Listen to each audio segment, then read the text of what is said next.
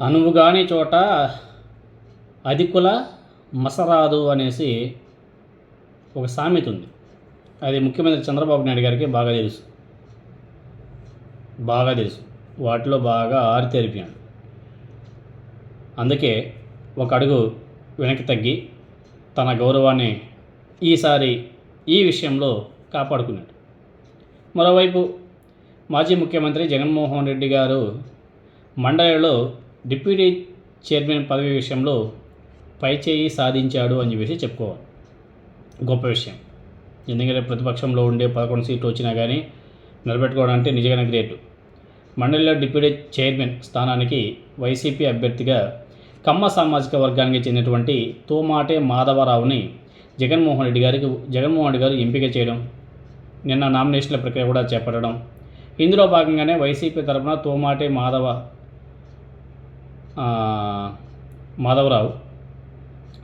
Madhavarao assembly కార్యదర్శి వద్ద nomination కూడా వేయడం జరిగింది. ఆ సమయంలో తోమాటి మాధవరావు వెంట మండలిలో వైఎస్ఆర్ కాంగ్రెస్ పార్టీ విపక్ష నేత బొత్స సత్యనారాయణ గారు, అదేవిధంగా వరదు కళ్యాణి గారు చాలామంది కూడా వెళ్ళారు. మండలి డిప్యూటీ చైర్మన్ ఎంపిక మీద సీఎం చంద్రబాబు నాయుడు గారి మనసులో ఏముందో తెలియక వైసీపీ కూడా ఒక విధంగా ఆందోళన చెందింది. మండలిలో ఇప్పటికే వైఎస్ఆర్ కాంగ్రెస్ పార్టీ చాలా స్ట్రాంగ్గా ఉంది. ప్రస్తుతం ఆ పార్టీ ఎమ్మెల్సీ కొయ్య మోషన్ రాజు మండలి చైర్మన్గా వ్యవహరిస్తున్నాడు. ఈ నేపథ్యంలోనే డిప్యూటీ చైర్మన్ పదవిని కూడా వైఎస్ఆర్ కాంగ్రెస్ పార్టీ దక్కించుకోవాలని చెప్పేసి భావించింది. ఎందుకంటే వాళ్ళకి బలం ఉంది కాబట్టి. అయితే అధికారాన్ని అడ్డం పెట్టుకునే చంద్రబాబు నాయుడు గారు ఏదైనా చేయొచ్చు. ఎన్ని విషయాలు చేయలేదు. అధికారంలో ఉంటే డైరెక్ట్గా ఎమ్మెల్యేలనే కొనేస్తాడు. ఎమ్మెల్సీలను ఆల్రెడీ కొన్నాడు. ఈసారి కూడా మళ్ళీ అటువంటివి ఏమైనా చేస్తాడేమని చెప్పేసి వైసీపీ ఒకంత ఆలోచన అయితే చేసింది. సో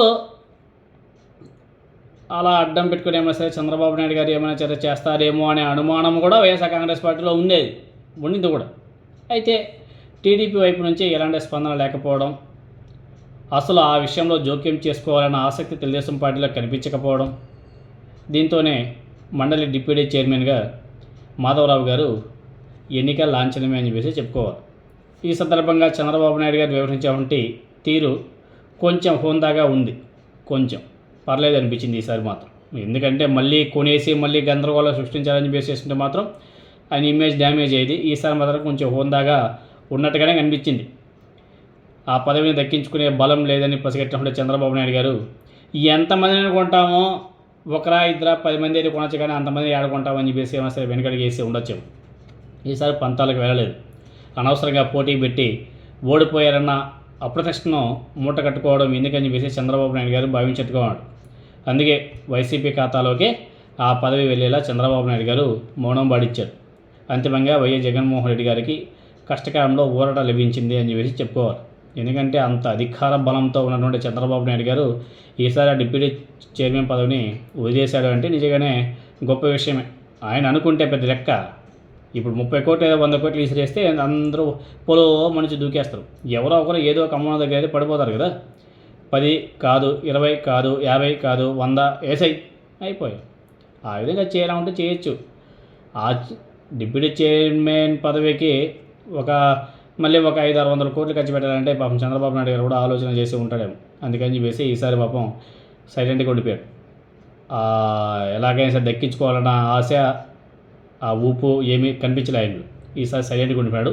ఒక విధంగా చెప్పాలంటే ఈ విషయంలో మాత్రం చంద్రబాబు నాయుడు గారు నిజంగానే తన యొక్క హోందాతనాన్ని నిలబెట్టుకున్నాడు. గొప్ప విషయం.